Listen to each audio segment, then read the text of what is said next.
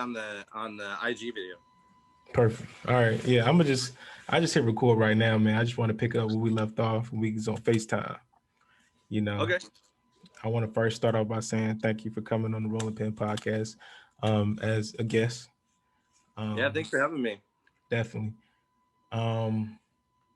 Thank you for the gift that you gave me in 2020, the stickers. The sticker, Yeah, Big League Foodie. the foodie. That's how we met. I'm glad you liked it. I see it on the laptop every one of your shows, so it puts a smile on my face. I appreciate it. No, yeah, thank you. That was that kept me motivated, keeping me going. You know what I mean? So, well, you know what, Gary? Like I just started putting my art out about like 6-7 months ago. I've been not really putting anything out for the world to see, and you were one of like the first ones that went like shared. You shared my Orange Cassidy piece I did.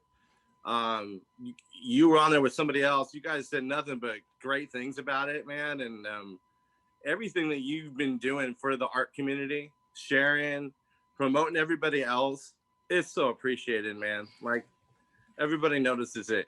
Thank you. And I hope everybody's letting me know. So like I at least from me, it's much appreciated. No, thank you. I feel good on the inside about doing it more so than anything else. You know what I mean? So right. I mean, it's kind of like some of my artwork I do. Because I do a lot of stuff, but we focus on the wrestling, right, on the show, and I do a lot of wrestlers that people know. But every once in a while, I like to throw in like an indie guy, because they really appreciate it, man, and they don't get the love that all these big names get. They're grinding. They're kind of where I am at. We're like, we're grinding. We're trying to get exposure. We're trying to make it. So when I do something for them and make somebody's day like that, I get it. It's such a good feeling too. Like you feel like you're giving back to somebody. And a lot of times it's a complete stranger. It's somebody I don't even know. And then I get this kind of connection with them. So I'm kind of excited for, everything to open back up. I've already kind of like connected with a couple of these guys and want to meet them face to face at some of the indie shows when we can finally go back, Perfect. Yeah. Thank you again. But do you have any stickers on you? I want to see those. Can we see some of those right now? I have them in like the other room. You caught me off guard. I can go get some. Grab. The video for a second. Nah, we're not. Well, I don't know if we'll pick back up where it left off. If you just quick and go grab some, I'll just leave it just like. Give me like 15 seconds. Yeah, that's cool. All right. Yeah.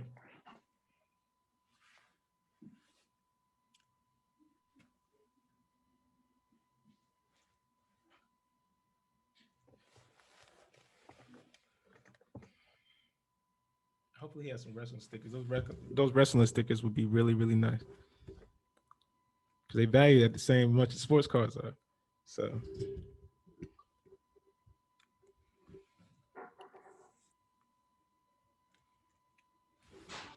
for real. Look at some of those stickers on eBay. That's what he does. He's very, very good with sticker creation, sticker art. I don't know if I introduced him properly, but why he doing this. I just want to let everybody know that's what he does. So he's coming to get stickers. Boom. I'm back. maybe a little more than 15 seconds. That's all good.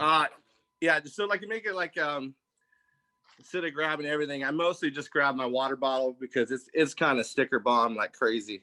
And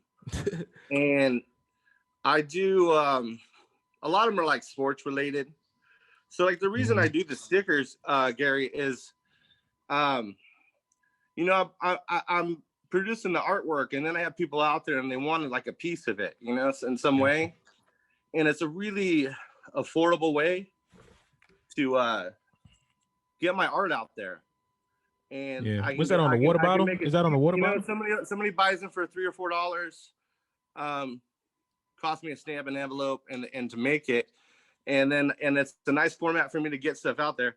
This one's the George Kittle, the Cero Miedo, the Pentagon Jr. All right. I don't know if you watch him, but he always does that when he gets the first down. He does like Penta. Okay. Yeah. I like how you blended both of those too in different sports.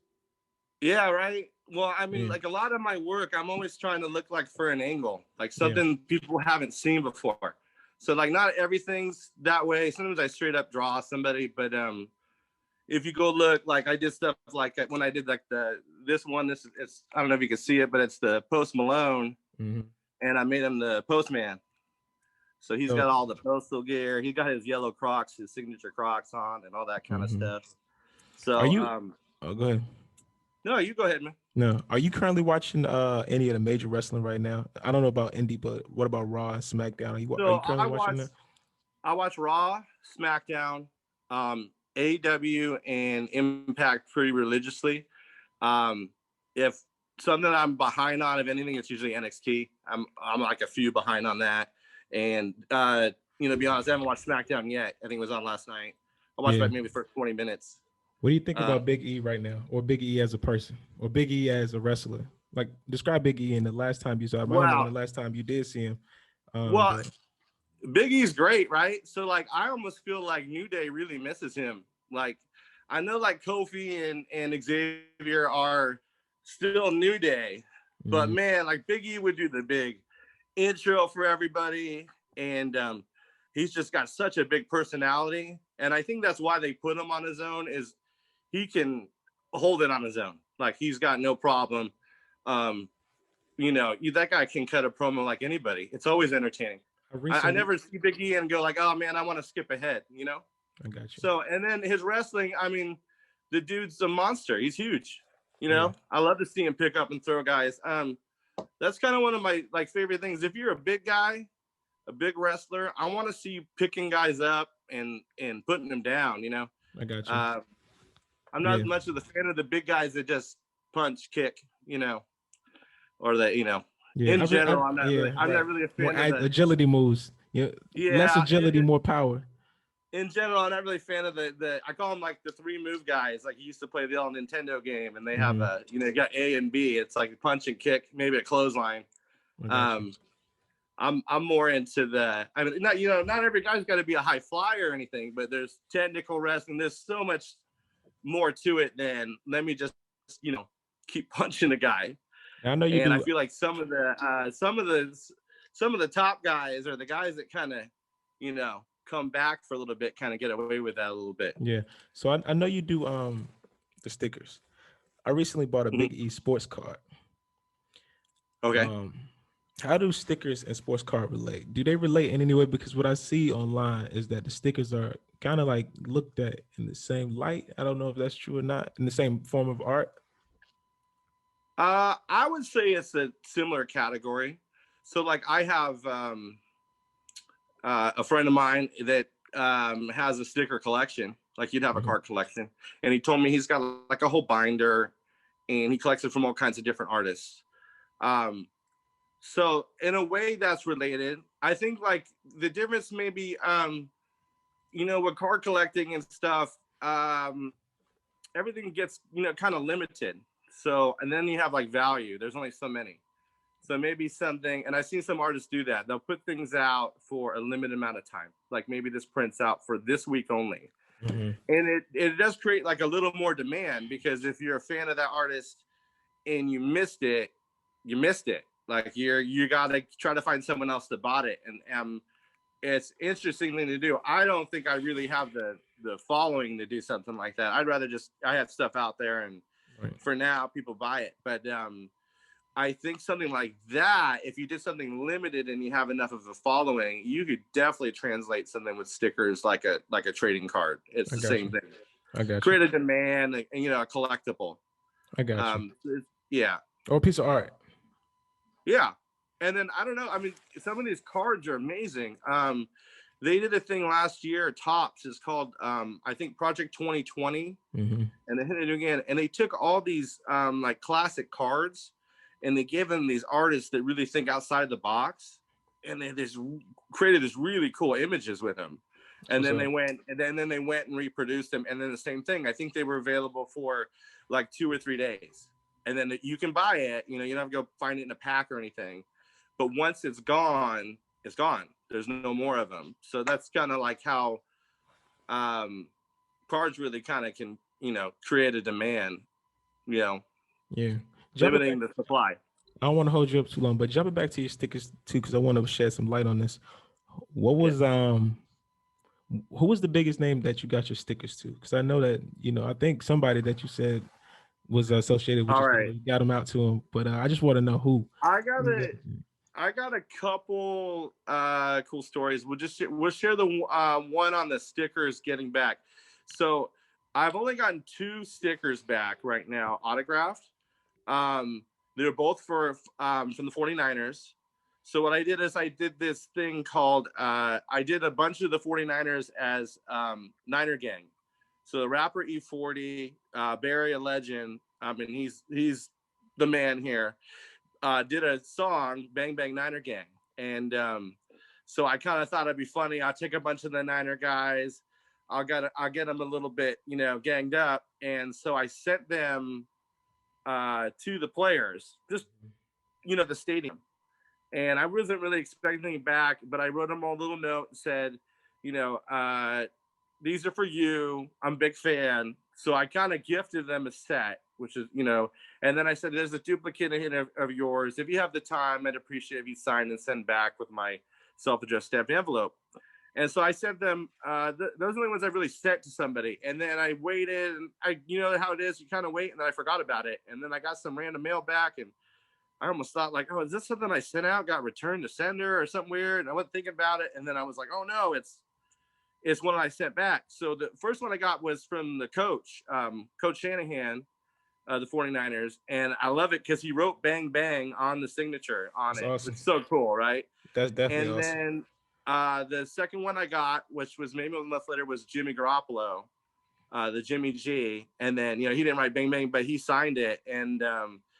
And he kept them all. And then I don't know if it means anything. It meant something to me, but Jimmy kept the note too. Like I had it in a card, and he had ripped it in half, and he had kept that. So I kind of feel like maybe it meant something to him. That's kind of cool. Definitely. And it's really cool. And so now I'm kind of like telling everybody, keep an eye out. I want to see one on the back of Coach's clipboard or something. I'm that'd be dope. For them on their water bottle. That'd be dope. That'd be dope. Are you kidding me?